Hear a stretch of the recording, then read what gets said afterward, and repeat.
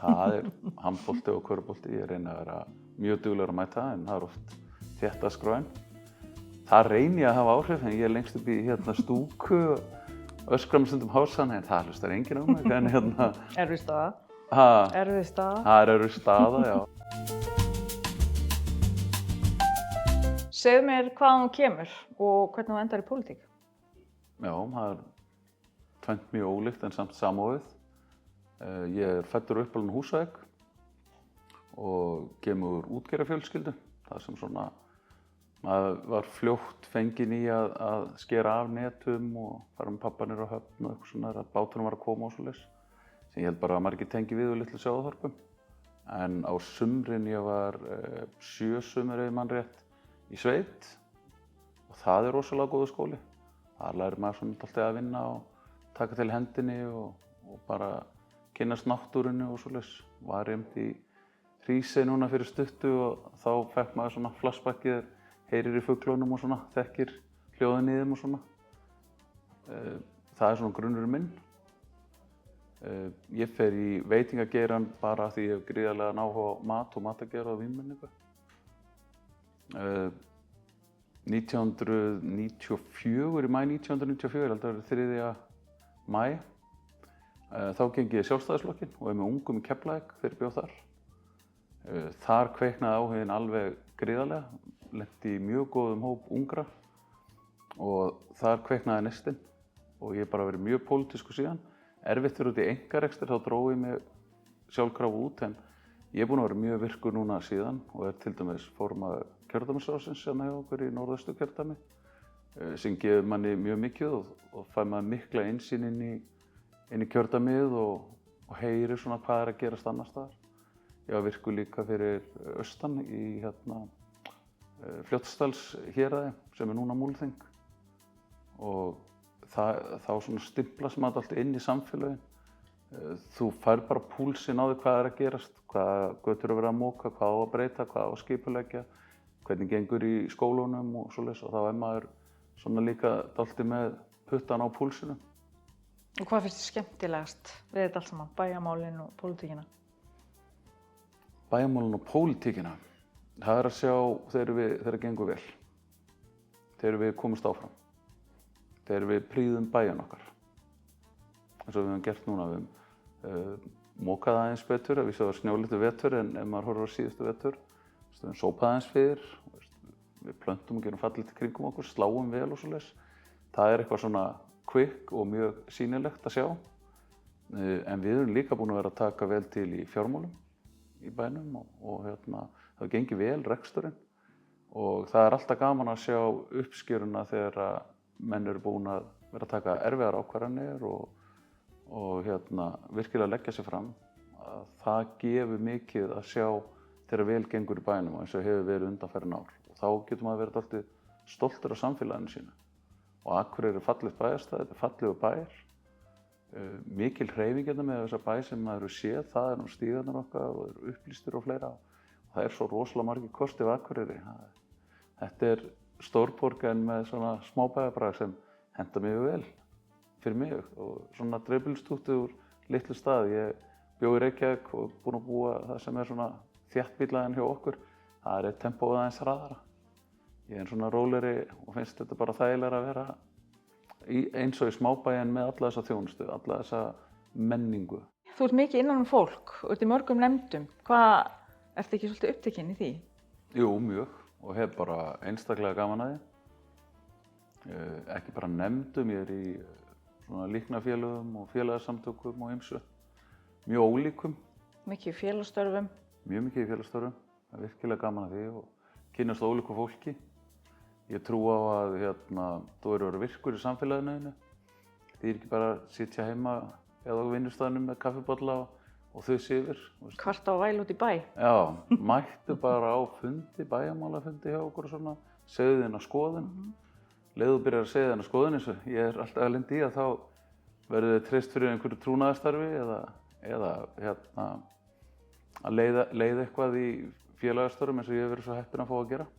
Þannig að þú hvetur fólk bara til að mæta og taka þátt? Alltaf. Já, það eina leiðin til að koma þínum boðum á framfæri til dæmis kjörunarfulltrúa. hafa áhrif.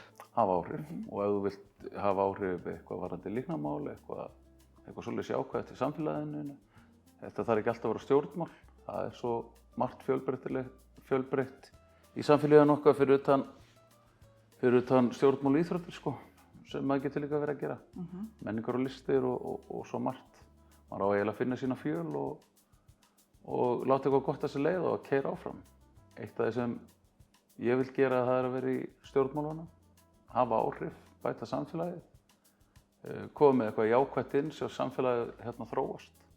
Mynda tækifæri í samfélaginu okkar í staðinn fyrir fjötra og hefta mikið, skipulagsmál sem dæmi, stjórnsýsluna, einföldum þetta, hröðum því sem við getum gert.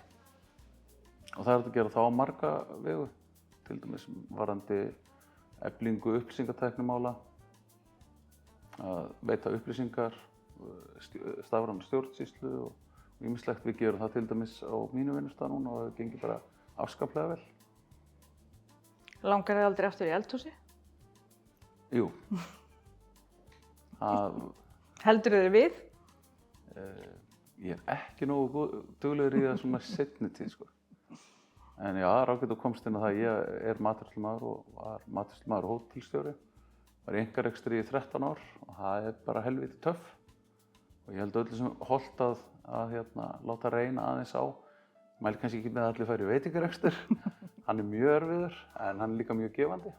Og sérstaklega matar og vínmenning er bara mikið áhugamál hjá mér og það var alveg unun að fá að vinna við það. Þetta er ekki mjög fjölskylduvænt og svo maður komið með fjölskyldu byrjar maður að skoða eitthvað annað. En svo er ég bara skoðunarsterkur og alltaf að koma einhver athugasemdir eða eitthvað og þá allt í einu ferði ég eitthvað. Það rekur því svona áfram að þegar þú spyrir spurninga þá veistu hvað þú veist lítið. Og það er líka hlutið að vera að umgangast fjölbreyttan hóp einstaklinga, textandasæki í félagsstörf til dæmis. Það er að kynnast samfélaginu þínu, ólíkum einstaklingum á mismunandi aldri, víkka skópið þitt og svo byrjar að hafa einhverja skoðanir og þá er einhverjir sammálaðir og allt í einu endur að vera formaður einhvers félags. Stórhættulegt. Það er gerst alltaf svoleiðis, en jú, ég sakna eldhússins. Þú hefur verið í einkarekstri og starfar nú við stjórnun og rekstur hjá HSN. Hvernig nýtist það í bæjarmálunum? Ég er búinn að vera núna í 21 ár í opinberri stjórnsýslu. Ég var hjá HSA í 10 ár og núna 11 ár hjá HSN. Eins og hvernig heilbrigðisþjónustan er búin að vera að breytast núna undanförnum árum, að þá þarf maður að hafa sig allan við til að fylgjast með öðrum breytingum. Stofnunin okkar hefur líka verið að stækka mikið. Við erum í þröngum fjárhagsramma og það getur speglast margt á því sem er í sveitstjórnarmálunum. Í grunninn eru keimlík verkefni.